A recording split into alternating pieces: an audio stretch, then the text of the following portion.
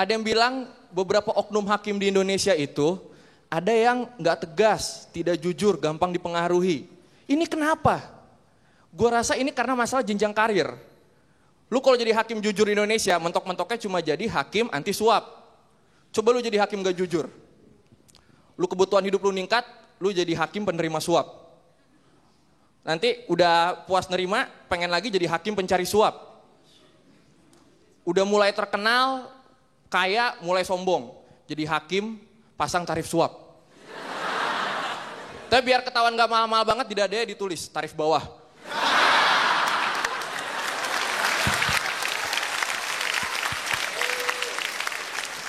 Tapi ya, kalau ngomongin soal hakim yang tidak tegas itu nggak cuma ada di hukum. Hakim yang tidak tegas ada juga di olahraga, hakim garis. Ya kalau hakim garis udah nggak tegas, dia keputusan banyak salah, yang kena wasit. Wasitnya ntar diteriakin sama supporter klub-klub. Supporter klub-klub tuh kalau udah neriakin wasit kompak semua. Iya, slogan mereka walaupun berbeda-beda klub tapi tetap satu yel-yel. Teriak, wasit oblok, wasit oblok.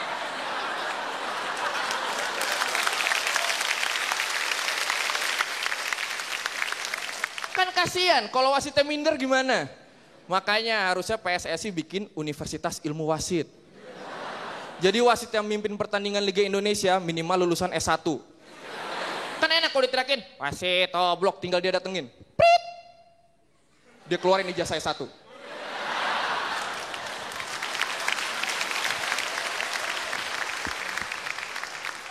Saya sarjana ilmu wasit. Kuliah, PSSI aja.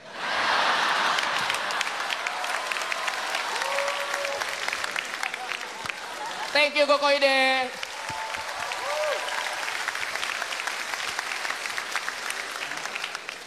Tepuk tangan buat Ko Ide. Bang Farhat, tadi kan Ko Ide ngomongin soal Indonesia, apa PSSI atau persepak bolaan di Indonesia. Kalau pandangan sebagai seorang pengacara, bagaimana Bang? Gila ini acara Metro serius banget.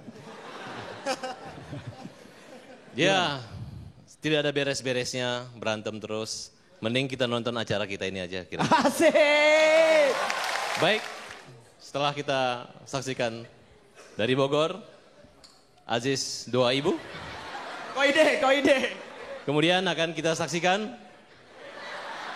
McDonald.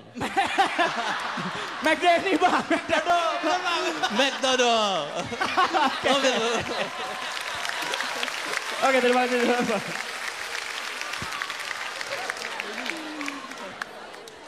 McDonald. Emang saya domba Garut. Aduh, Farhat Abbas, tepuk tangan dulu dong. Jadi seorang pengacara bagi dia itu mudah, tapi jadi komedian itu susah. Cuma kami yang bisa. Siapa kamu? Enggak lah ya, saya senang karena akhirnya ada calon presiden yang berasal dari kita semua. Yang muda-muda, maaf yang tua-tua maaf ya.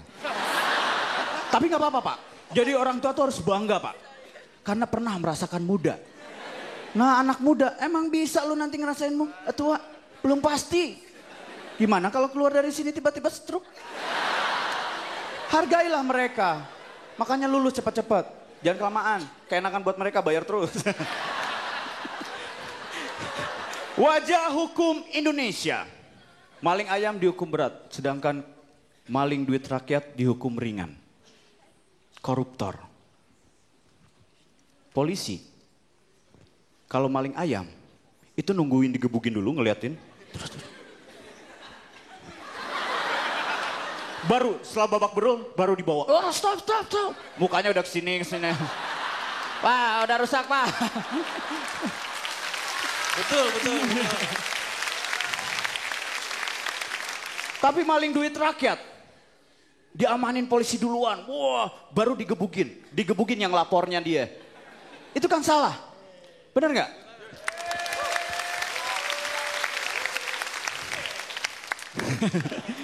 Jadi begini, jangan-jangan si koruptor ini adalah lanjutan sekolahnya maling ayam. Karena maling ayam ini dendam. Gue cuman maling ayam aja dihukum berat. Oke, langkah gue berikutnya adalah jadi koruptor, hebat. Tapi ada juga sih sebenarnya koruptor yang dihukum berat. Tahu nggak korupsi apa? Korupsi uang hasil maling ayam. Berat. 2 kali. Udah korupsi digebukin dulu terus polisinya.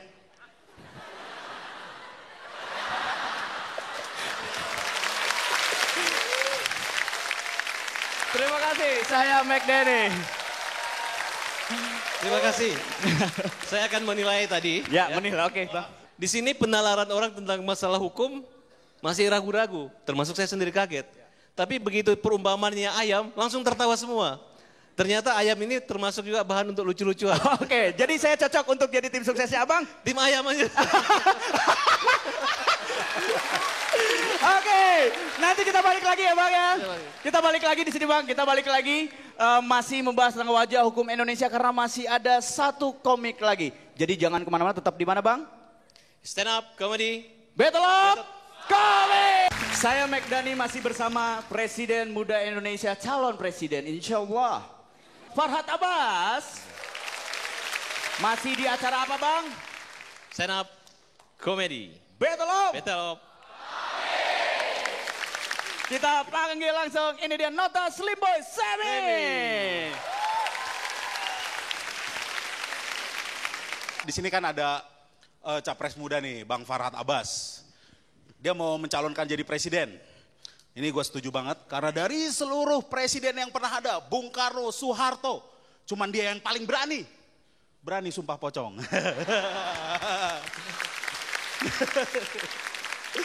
Tapi mungkin itu gara-gara pocongnya juga cuman berani sumpah Farhad ya. Lucu.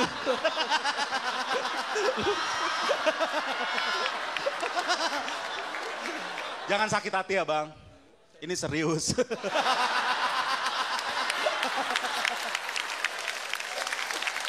Wajah hukum Indonesia, karena hukum ini bermasalah, Indonesia juga bermasalah, ada krisis kepemimpinan. Dari dulu gua perhatiin bahwa dari zaman raja-raja, pemimpin kita itu mungkin gak ada yang sempurna, gak ada yang bagus. Dan pemimpin yang bagus menurut gua di zaman raja-raja itu cuman Brahma Kumbara. Dan itu tokoh fiktif gitu kan.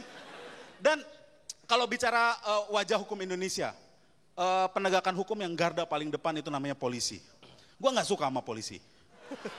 Tapi bener gue gak suka sama polisi. Gue bener-bener nih, gue benci sama polisi. Gue sukanya sama Polwan. Yeah. Polisi ini juga banyak kejahatan-kejahatan malah didiamkan. Ada satu yang gue setuju, kalau polisi ngediamin, yaitu orang gak pakai helm. Ya orang gak pakai helm diamin aja, terutama tuh yang dari ormas-ormas itu. Karena helm kan fungsinya untuk melindungi kepala yang ada otaknya. Sedangkan mereka punya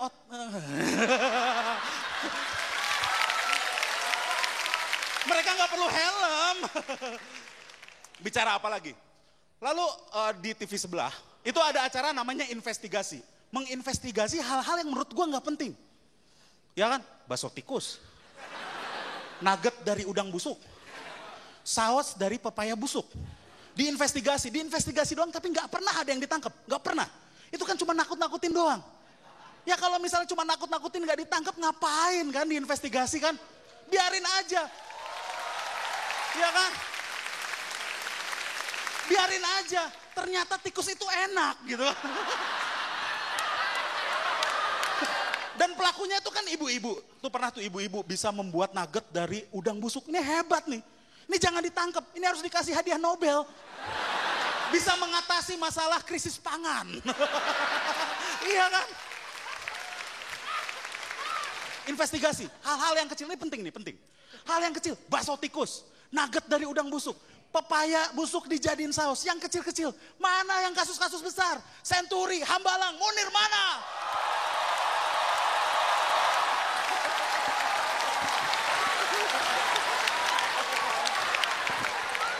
Itulah hukum Indonesia, berani yang kecil-kecil.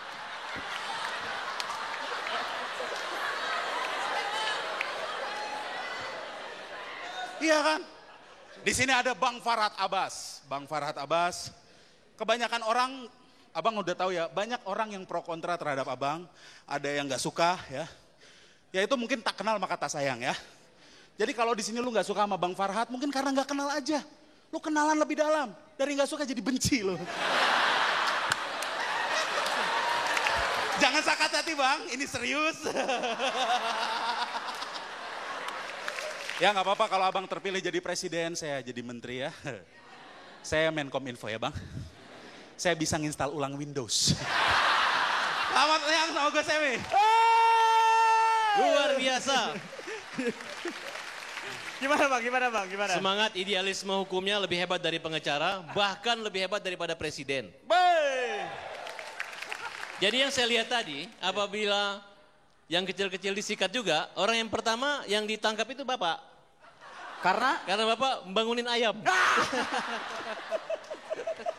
Bang Farhad boleh pegang ini sebagai kehormatan. Nanti siapa di antara mereka semua yang Bang Farhad anggap bisa mewakili masyarakat yang mungkin menganggap wajah hukum di Indonesia ini harus diperbaiki.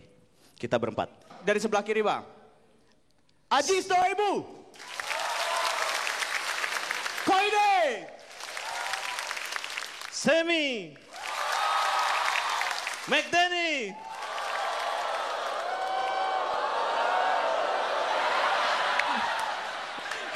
Abang pilih siapa Bang? Diserahkan langsung. Semuanya idealis, ini buat 4 orang. Tapi yang nyindir Senturi dan Hambalang yang lebih berhak mendapat ini.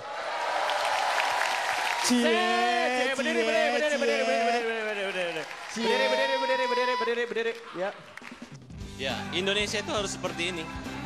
Lucu, santai, serius, berbobot, berilmu, dan oke. Indonesia itu tidak boleh kayak pejabat, bagus, gagah, terkenal, tapi korupsi. Terima kasih banyak Bang Farhad, terima kasih banyak.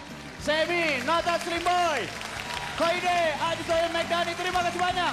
Saksikan hari Selasa di Stand Up Comedy Battle.